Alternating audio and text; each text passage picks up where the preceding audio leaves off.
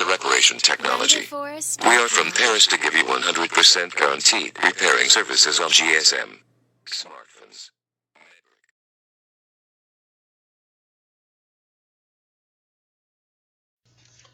Welcome to the Reparation Technology. Today I'm gonna show you how to enter DFU mode iPhone 11, 11 Pro, 11 Pro Max. Well guys, it's very simple. Press and release volume up button immediately, then press and release volume down button immediately. Keep pressing power button about 10 seconds, but at the 9th second you have to keep pressing volume down button. I mean at the 9th second, power button and volume down button together for next 5 seconds, and after that release the power button. Only keep pressing volume down button for more 10 seconds. At that situation the screen goes into black, and that's it. The telephone will go into DFU mode.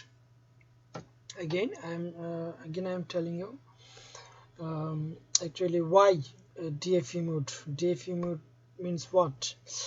Actually DFU stands for device firmware update. Okay, that means its written here is state that you can put your iPhone into where it can interface with iTunes. I mean, if you forget your password or any problems, iTunes will not detect your telephone, because when you connect your iPhone with iTunes will ask for password. So then you have to put into DFU mode to restore. But actually what differ from DFU mode and recovery mode? You see, well, recovery mode is a state that when you connect with recovery mode, iTunes will detect your telephone, but it can remember the memory of your iPhone. So after restore or update, you will see all of your previous information will come up.